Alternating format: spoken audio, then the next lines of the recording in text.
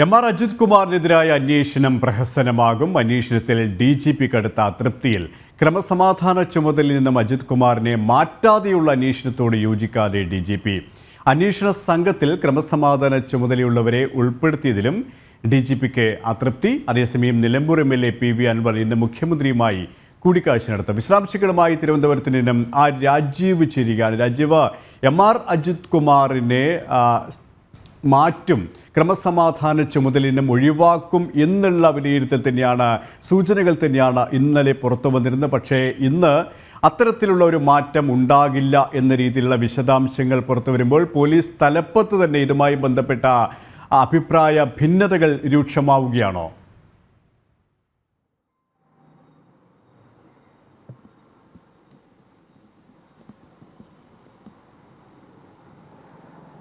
സുരേഷ്, തീർച്ചയായും കഴിഞ്ഞ ദിവസം മുഖ്യമന്ത്രി കോട്ടയത്തെ പോലീസ് അസോസിയേഷൻ യോഗത്തിലാണ് ഏത് ഉന്നതരായാലും അവർക്കെതിരെ നടപടിയെടുക്കും, തെറ്റ് ചെയ്തിട്ടുണ്ടെങ്കിൽ നടപടിയെടുക്കുമെന്ന് വ്യക്തമാക്കിയത്. ഇതിന്റെ അടിസ്ഥാനത്തിൽ ക്രമസമാധാന ചുമതലയുള്ള ADGP സ്ഥാനത്ത് നിന്നും എം.ആർ. അജിത് കുമാറിനെ മാറ്റിയേക്കും എന്ന തരത്തിൽ ചില സൂചനകൾ പുറത്തു വന്നിരുന്നു. എന്നാൽ അത്തരത്തിലുള്ള ഒരു നീക്കത്തിലേക്കും മുഖ്യമന്ത്രി കടന്നില്ല. തന്റെ വിശ്വസ്തനെ സംരക്ഷിച്ചു നിർത്തുന്ന സമീപനം തന്നെ മുഖ്യമന്ത്രി സ്വീകരിച്ചിരിക്കുന്നു. അതിന്റെ ഏറ്റവും പ്രധാനപ്പെട്ട ഒരു കാരണം, ക്രമസമാധാന ചുമതലയിൽ നിന്നും എം.ആർ. അജിത് കുമാറിനെ മാറ്റുകയാണെങ്കിൽ തൊട്ടു പിന്നാലെ PV അൻവർ ആരോപണം ഉന്നയിച്ച മുഖ്യമന്ത്രിയുടെ പൊളിറ്റിക്കൽ സെക്രട്ടറി ശശിയെ കൂടി മാറ്റേണ്ട സാഹചര്യം ഉണ്ടാകും. മാത്രമല്ല മുഖ്യമന്ത്രിയുടെ ഓഫീസിലേക്ക് കൂടി കൂടുതൽ അന്വേഷണം എത്തുന്ന സാഹചര്യം ഉണ്ടാകും.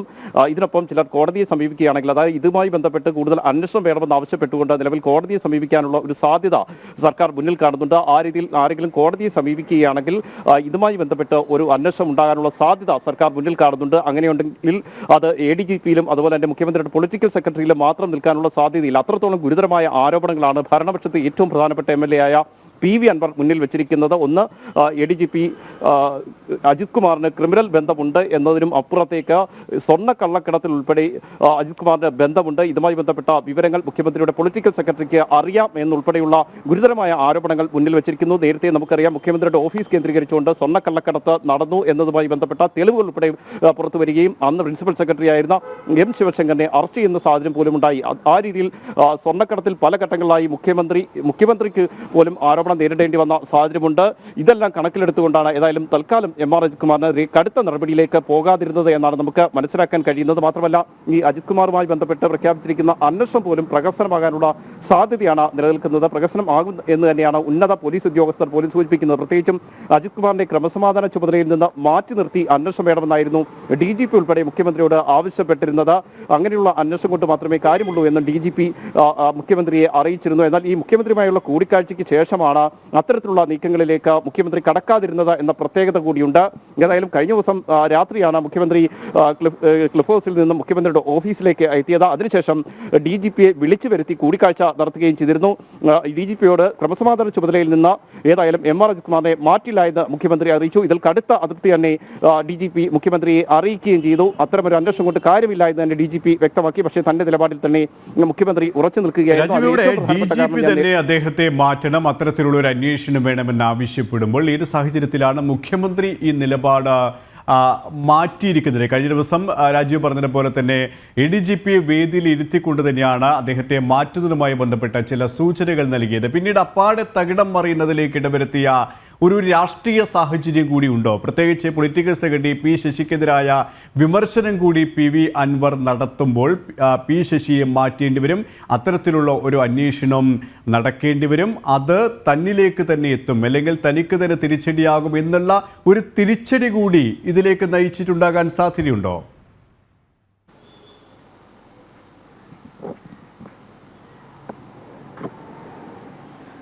തീർച്ചയായും സുരേഷ്, കാരണം പൊളിറ്റിക്കൽ സെക്രട്ടറിക്കെതിരെ ഒരു അന്വേഷണം ഉണ്ടാവുകയോ അദ്ദേഹത്തെ മാറ്റുകയോ ചെയ്താൽ മുഖ്യമന്ത്രിയുടെ ഓഫീസിലേക്ക് കൂടിയാണ് അന്വേഷണം എത്തുന്നത്. അതേതായാലും ഈ ഘട്ടത്തിൽ മുഖ്യമന്ത്രി ഇഷ്ടപ്പെടുന്നില്ല. മാത്രമല്ല, ഞാൻ നേരത്തെ സൂചിപ്പിച്ചതുപോലെ ഏതെങ്കിലും തരത്തിൽ കോടതി ഇടപെടൽ ഇക്കാര്യത്തിൽ ഉണ്ടാകാനുള്ള ഒരു സാധ്യത നിലനിൽക്കുന്നുണ്ട്. അത്രത്തോളം ഗുരുതരമായ ആരോപണങ്ങളാണ് നിലവിൽ PV അൻവർ ഉന്നയിച്ചിരിക്കുന്നത്. അതുകൊണ്ട് തന്നെ അത് ഭരണപക്ഷത്തെ ഏറ്റവും പ്രധാനപ്പെട്ട ഒരു MLA ആണ്. അതുകൊണ്ട് തന്നെ ഇക്കാര്യങ്ങൾ ചൂണ്ടിക്കാണിച്ചുകൊണ്ട് ആരെങ്കിലും ഹൈക്കോടതിയെ സമീപിക്കാനുള്ള ഒരു സാധ്യത സർക്കാർ മുന്നിൽ കാണുന്നുണ്ട്. അങ്ങനെ ഹൈക്കോടതിയെ സമീപിക്കുകയും അതുമായി ബന്ധപ്പെട്ട ഏതെങ്കിലും തരത്തിലുള്ള അന്വേഷണത്തിലേക്ക് പോകുകയും പോവുകയും ചെയ്യുകയാണെങ്കിൽ ഈ അന്വേഷണം മുഖ്യമന്ത്രിയുടെ ഓഫീസിലേക്ക് കൂടി എത്തുന്ന സാഹചര്യം ഉണ്ടാകും. അതുകൊണ്ടാണ് അത്തരം കടുത്ത നടപടികൾ വേണ്ട എന്ന തീരുമാനത്തിലേക്ക് മുഖ്യമന്ത്രി എത്തിയിരിക്കുന്നത്. തൽക്കാലം ഏതായാലും പൊളിറ്റിക്കൽ സെക്രട്ടറിയും അതുപോലെ തന്നെ വിശ്വസ്തനായ ക്രമസമാധാന ചുമതലയുള്ള ADGP MR അജിത് കുമാറിനെ സംരക്ഷിച്ചുകൊണ്ട് തന്നെ സർക്കാർ മുന്നോട്ട് പോകുന്നു. അതിന്റെ ഏറ്റവും വലിയ ഉദാഹരണമാണ് ഈ അന്വേഷണ സംഘം രൂപീകരിച്ചിരിക്കുന്നത്. സംസ്ഥാന പോലീസ് മേധാവിയുടെ നേതൃത്വത്തിലാണ് അന്വേഷണം എന്ന് പറയുമ്പോൾ സംസ്ഥാന പോലീസ് മേധാവിക്ക് ഈ അന്വേഷണത്തിൽ കാര്യമായ പങ്കൊന്നുമില്ലെന്ന് നമുക്ക് അറിയാൻ കഴിയും. ദക്ഷിണമേഖല IG അതുപോലെ തന്നെ തിരുവനന്തപുരം സിറ്റി പോലീസ് കമ്മീഷണറുമായ G സ്പർജൻ കുമാറിന്റെ നേതൃത്വത്തിലാണ് നിലവിൽ അന്വേഷണം നടക്കുന്നത്. G സ്പർജൻ കുമാറിനെ കൂടാതെ തൃശൂർ റേഞ്ച് IGയും ഈ അന്വേഷണ സംഘത്തിലുണ്ട്. ഇങ്ങനെ ക്രമസമാധാന ചുമതലയുള്ള 2 ഉദ്യോഗസ്ഥരെയാണ് നിലവിൽ ഈ അന്വേഷണ സംഘത്തിൽ നിയമിച്ചിരിക്കുന്നത്. അതിൽ തന്നെ ഏറ്റവും പ്രധാനപ്പെട്ടത് തിരുവനന്തപുരം സിറ്റി പോലീസ് കമ്മീഷണറും അതുപോലെ തന്നെ തിരുവനന്തപുരം റേഞ്ച് IGയുമായ സ്പർജൻ കുമാറാണ്. അദ്ദേഹമാണ് ഈ അന്വേഷണത്തിന് നേതൃത്വം നൽകുക. അദ്ദേഹം നിലവിൽ ഈ ക്രമസമാധാന ചുമതലയുള്ള ADGPയുടെ താഴെ വരുന്ന ഉദ്യോഗസ്ഥനാണ്. അദ്ദേഹത്തിന്റെ ചുമതല എന്ന് പറയുന്നത് അദ്ദേഹം റിപ്പോർട്ട് ചെയ്യേണ്ടതും ക്രമസമാധാന ചുമതലയുള്ള ADGPക്കാണ്. അത്തരമൊരു ഉദ്യോഗസ്ഥൻ എങ്ങനെയാണ് തന്റെ മേലുദ്യോഗസ്ഥനെ കുറിച്ച് അന്വേഷണം നടത്തുക, അതുമായി ബന്ധപ്പെട്ട നടപടികൾ സ്വീകരിക്കുക? ഇക്കാര്യത്തിൽ ഒരു വ്യക്തതയുമില്ല. അതുതന്നെയാണ് DGP മുഖ്യമന്ത്രിയോട് ചൂണ്ടിക്കാണിച്ചത്. ഒന്നുകിൽ ക്രമസമാധാന ചുമതലയുള്ള ഉദ്യോഗസ്ഥരെയെങ്കിലും ഈ അന്വേഷണ സംഘത്തിൽ നിന്ന് മാറ്റണം, അല്ലെങ്കിൽ ഈ ക്രമസമാധാന ചുമതലയിൽ നിന്നും MR അജിത് കുമാറിനെ മാറ്റി നിർത്തണം എന്ന് DGP ആവശ്യപ്പെട്ടതും അതുകൊണ്ട് തന്നെയാണ്. പക്ഷേ DGPയുടെ ആവശ്യം പൂർണ്ണമായും മുഖ്യമന്ത്രി തള്ളിക്കളഞ്ഞിരിക്കുന്നു എന്നതാണ് ഏറ്റവും പ്രധാനപ്പെട്ട ഒരു കാര്യം. അതുകൊണ്ട് തന്നെ ഈ അന്വേഷണം പ്രഹസനമാകും എന്ന കാര്യത്തിൽ ഒരു സംശയവുമില്ല. കാരണം ഏതായാലും തങ്ങളുടെ മേലുദ്യോഗസ്ഥനെതിരെ അത്തരമൊരു റിപ്പോർട്ട് സമർപ്പിക്കുന്നതിന് എത്രത്തോളം കഴിയും എന്ന കാര്യത്തിൽ ഇപ്പോൾ തന്നെ അന്വേഷണ സംഘത്തിൽ ആശങ്ക നിലനിൽക്കുന്നുണ്ട്.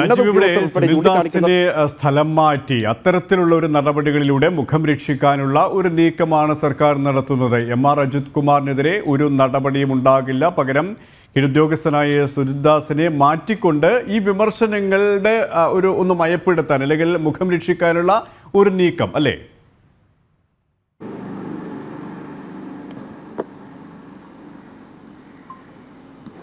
സുരേഷ്, സുജിത്ദാസിനെ മാറ്റിയതിൽ പോലും അത്തരം ഒരു രീതിയാണ് നമുക്ക് പറയാൻ കഴിയില്ല. കാരണം സുജിത്ദാസിനെതിരെ ഉയർന്നിരിക്കുന്നത് ഗുരുതരമായ ആരോപണങ്ങളാണ്. മാത്രമല്ല സുജിത്ദാസ് ഒരു MLAയോട് കെഞ്ചുന്നത് കേരളം മുഴുവൻ കേട്ടതാണ്. സംസ്ഥാന പോലീസിന് വലിയ നാണക്കേടുണ്ടാക്കിയിരുന്നു. ശ്രീ ജോർജ് ജോസഫ് പറഞ്ഞതുപോലെ തന്നെ രാജീവ്, ഒരു അന്വേഷണം വേണം. വളരെ ഗുരുതരമായ ആരോപണങ്ങൾ തന്നെയാണ് ഭരണപക്ഷ MLA തന്നെയായ PV അൻവർ നടത്തിയിരിക്കുന്നത്. അദ്ദേഹം പറഞ്ഞിരിക്കുന്നത് ഈ കൊലപാതകവുമായി ബന്ധപ്പെട്ടുള്ള ബന്ധമടക്കം ക്രിമിനൽ പശ്ചാത്തലമടക്കം അദ്ദേഹം പറയുമ്പോൾ സുതാര്യമായ ഒരു അന്വേഷണം വേണം. പക്ഷേ DGP ആശങ്കപ്പെടുന്നത് പോലെ തന്നെ DGP അതൃപ്തി രേഖപ്പെടുത്തിയതുപോലെ തന്നെ ഈ ഒരു അന്വേഷണം എത്രത്തോളം സുതാര്യമാകും എന്നത് നമുക്ക് കണ്ടറിയേണ്ടിയിരിക്കുന്നു അല്ലേ?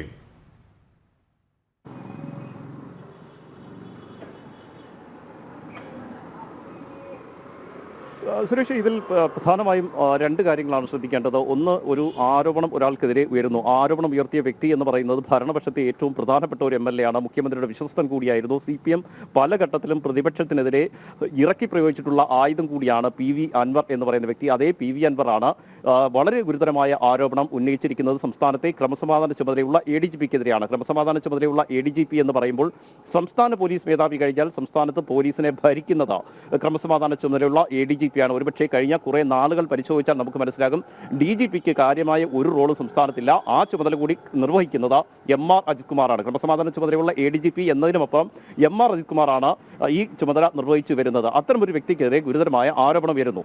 അതുകൂടാതെ ഏറ്റവും പ്രധാനപ്പെട്ട മറ്റൊരു വസ്തുത എന്ന് പറയുന്നത് ഈ ആരോപണം ആരാണ് അന്വേഷിക്കുന്നത് എന്നാണ്. കാരണം സംസ്ഥാന പോലീസ് മേധാവിയുടെ നേതൃത്വത്തിലാണ് അന്വേഷണം എന്ന് പറയുമ്പോഴും സംസ്ഥാന പോലീസ് മേധാവി നേരിട്ടിറങ്ങി ഒരു കേസുകളും അന്വേഷിക്കാറില്ല, ഒരു പരാതികളും അന്വേഷിക്കാറില്ല. പിന്നീട് അന്വേഷിക്കുന്നത് അതിൽ ആരെയാണോ ഒന്നാം സ്ഥാനത്ത് കൊണ്ടുവരുന്നത് ആ വ്യക്തിയാണ്.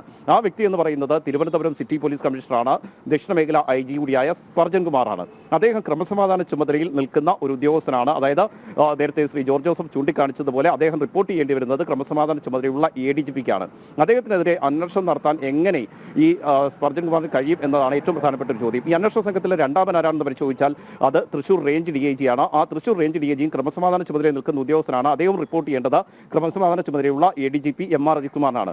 ഈ രീതിയിൽ ഏറ്റവും പ്രധാനപ്പെട്ട 2 ഉദ്യോഗസ്ഥരാണ് ഈ അന്വേഷണ സംഘത്തിലുള്ളത്. ആ 2 അന്വേഷണ ഉദ്യോഗസ്ഥരും റിപ്പോർട്ട് ചെയ്യേണ്ടി വരുന്നത് ക്രമസമാധാന ചുമതലയുള്ള ADGPക്ക് തന്നെയാണ്. ആ ADGPക്കെതിരെയാണ് ഇവർ അന്വേഷണം നടത്തിയ ഒരു റിപ്പോർട്ട് സംസ്ഥാന പോലീസ് മേധാവിക്ക് നൽകേണ്ടത്. ആ നൽകുന്നതിലെ സാങ്കേതികത്വം വളരെ പ്രശ്നമായി തന്നെ നിലനിൽക്കുന്നുണ്ട്. അതുകൊണ്ട് തന്നെയാണ് ഈ അന്വേഷണം പ്രഹസനമായി മാറും എന്ന കാര്യത്തിൽ ഒരു സംശയമില്ലാത്തത്. മാത്രമല്ല 1 മാസത്തിനകം അന്വേഷണം പൂർത്തിയാക്കി റിപ്പോർട്ട് സമർപ്പിക്കണമെന്ന നിർദ്ദേശമാണ് നൽകിയിരിക്കുന്നത്. സാധാരണ രീതിയിൽ നമുക്കറിയാം ഇത്തരത്തിലുള്ള ഗുരുതരമായ ആരോപണങ്ങൾ ഉണ്ടാവുകയാണെങ്കിൽ ഈ ഗുരുതരമായ ആരോപണം എന്ന് നമ്മൾ വീണ്ടും പറയുന്നത് ഭരണപക്ഷത്തെ MLA തന്നെയാണ് ഇതുമായി ബന്ധപ്പെട്ട ആരോപണങ്ങൾ പുറത്തുവിട്ടത് എന്നതുകൊണ്ട് തന്നെയാണ്. മാത്രമല്ല മുഖ്യമന്ത്രിയുടെ ഓഫീസിനെതിരെ പോലും ഗുരുതരമായ ആരോപണങ്ങൾ ഉണ്ട് എന്നതുകൊണ്ട് ഇതുമായി ബന്ധപ്പെട്ട ഒരു അന്വേഷണം ഉണ്ടാകുമ്പോൾ അടിയന്തരമായി റിപ്പോർട്ട് സമർപ്പിക്കാനാകും പറയുക. പ്രാഥമികമായ ഒരു അന്വേഷണം നടത്തി ഈ പരാതികളിൽ കഴമ്പുണ്ടോ എന്ന് റിപ്പോർട്ട് സമർപ്പിക്കാനാണ് സാധാരണ രീതിയിൽ സർക്കാർ നിർദ്ദേശിക്കാറുള്ളത്. ഇവിടെ പക്ഷേ അതല്ല സംഭവിച്ചിരിക്കുന്നത്. 1 മാസത്തിനകം അന്വേഷണം പൂർത്തിയാക്കി റിപ്പോർട്ട് സമർപ്പിക്കണം.